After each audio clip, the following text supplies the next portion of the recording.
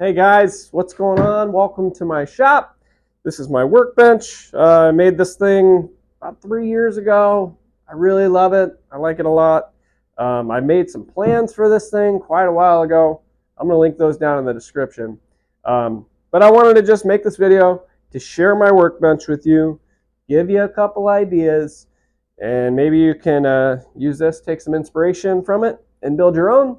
Or you can get the plans and build this exact one. All right, let's check it out. All right, well, let's just talk about the top first and see what this has for you. So the top of this bench measures about 36 inches wide, and the bench is about 6 foot long. I designed it to have dog holes on this side, and I use this function of the bench all the time. This is probably one of the most used features. I really like using these track clamps to just put them down the holes and clamp my workpiece in place. I use this all the time. I really enjoy that. But I made it so the other half of the table doesn't have dog holes because I don't really need that many dog holes. I don't think you do. You'll just lose hardware down in here, screws and stuff. So I like this nice flat area to be able to set screws and whatnot, stuff like that. So this is not in the plan, these little slots right here, but these slots are just here for like your miter gauges and stuff, so they have a place to go.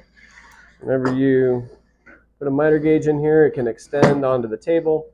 But yeah, I like having that feature.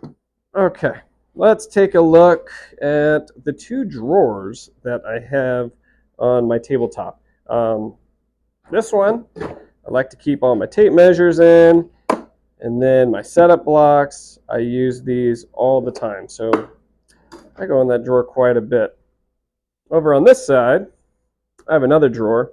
This is where I store things kind of long term. I don't use much in here. I got my calipers. That's probably what I use the most. Then random router bits and some darts for my dartboard.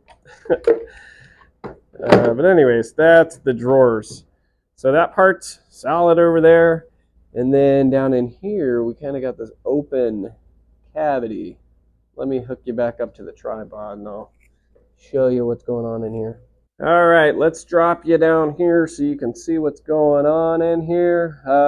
This little opening is nice, so I like being able to just store my track clamps in here. That's probably what I reach for the most. And then I also keep a little, I don't know, one of those sanding mats or whatever.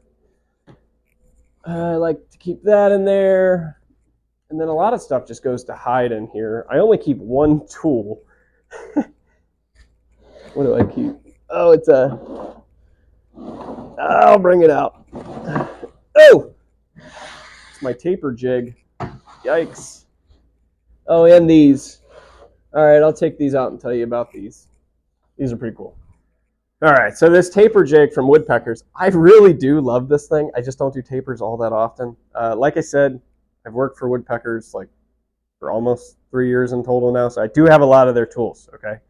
And I love them. They're great. But I did use this to help build this little coffee table in my basement, and it's pretty awesome. But to store it, I just keep it in the bench, you know, down here because it's a nice and easy storage. These are wicked sweet. So these are the router table inserts. These are when they used to make them out of aluminum. Unfortunately, you can't get these anymore. But luckily, someone there blessed me with them a year or so ago, and I use them all the time, and they're wonderful. So, on this side of the bench, we got 4 drawers here, 5 drawers there, just in case you guys could not count those. There's 9. There's one up there, one over there. So there's 11 drawers on this whole workbench, and there's plenty of storage. So the way this is designed, there's 4 little cabinets. There's one there, and I'll take you over here. So obviously one there and one there. And they are all built individually. They're all separate, okay? So when you build this workbench,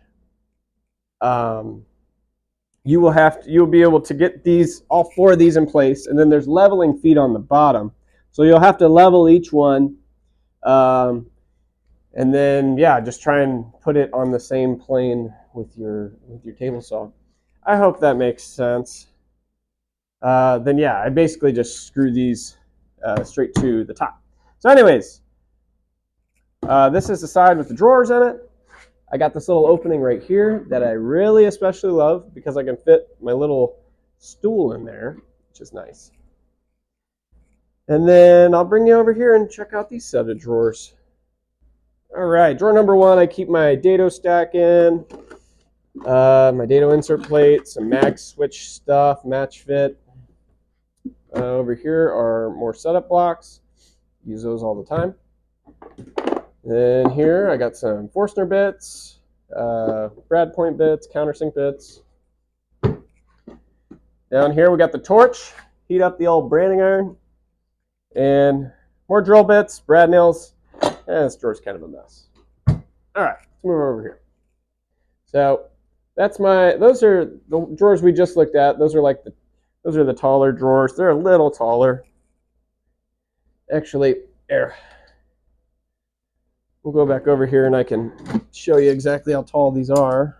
So these are, we'll open it up. All right, these ones are 5 inches deep.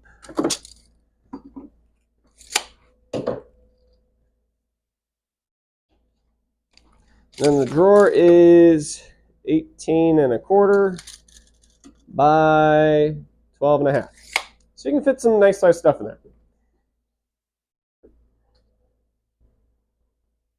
All right, over here we got the set of 5 drawers. I'll just start out with the measurements on this one. I think they're the same width. Yeah, about 18 1/4, 12 1/2, and then the height 3 3/4. All right, top drawer, I like to keep my multi-router stuff, all the templates. I'll show you guys the multi-router in some future videos or whatever, but really just wanted to cover this workbench today. Okay, here's my router bit drawer, more so my trim router bits. I bought this set from Lowe's years ago. It was only like 60 bucks. They're probably not the greatest quality, but hey, starting out, I was able to get a bunch of different profiles for pretty cheap. So hang on to that one. And of course, the green Ryobi. Who didn't start with Ryobi? I mean, goodness, woodworking's expensive. All right, next drawer, the Craig drawer. Everybody's got Craig stuff. They make good stuff, you know. All right, next up, this is like the sharpening drawer. Got the sharpening system from Woodpeckers. All types of stuffs. This is a lot of this is a lot of like my starter tools. I don't want to get rid of them, you know. I use them sometimes on a pinch. The one thing I do use in this drawer the most is this Bosch laser. You can get this from Home Depot. Around Christmas time, it's only like 50 bucks. Use it quite a bit. All right. Let's make our way over to the other side of the bench. Before we do that, before we go on the other side, let's look at this thing. So this is pretty sweet. This is not in the build plans. This was an afterthought. After I spent some time with the bench, I go, wow, I'm tired of getting glue on my bench. I don't want glue on my bench. So I'll show you another angle of this thing, but basically, you just have a roll of paper on there, and I just pull that thing up there and tape it off whenever I'm doing glue ups or stain, and I don't want to get my bench dirty, and it's nice. All right, let me show you another angle of this thing. So it's literally just like a little L, like that. A little hole drilled in there, and I think I got what size dowel is that? That is a 7/8 inch dowel. So I got a wooden dowel running all the way through there, and then I just screwed it up through here into the workbench. And then to secure this piece, I think I just, I did. I took this drawer out right here and just screwed straight through there to do that. But anyways, That's awesome. If you make this bench, make that. Okay? All right. Okay, one other thing I wanted to point out is this bench had a lot of thought put into it. Okay? Everything is by design. The reason there's a gap between these cabinets, specifically, I think it's 4 inches. Maybe it's a little more. Let me check. Oh, it's 4.5. All right, so I made it 4.5 for my dust collection hose because this is my dust collection setup. I just got 2 little hoses there. I run the Magport stuff on mine, and so this hose right here, this one goes to my dust collector, my joiner, my planer, my router table, and my bandsaw. Okay, and then this hose right here, it hooks up to the table saw and stays there all the time. But I wanted it to be able to flow right through the workbench and not get in the way. So I know I got to step over it going over here, but no big deal. Whatever. So anyways, it goes through there. And then over here, I just kind of put some wood there, tucked it up through there. And I run it back down, and it hooks up to the saw. So, never got to worry about that. All right, let's head over to this side. Okay, so on this side, I got 5, if I can count, 5 slide-out shelves. This side, I like to keep my domino right up here. It's probably my most used Festool tool besides the sander. I don't have a ton of Festool stuff, but enough to get me by. This is the domino set. If you ever get the Festool domino, I suggest you just buy this set with it because you're going to want all the sizes of bits, or not. Yeah, all these bit sizes and everything, and you're going to want all the dominoes eventually. Just do it all at once.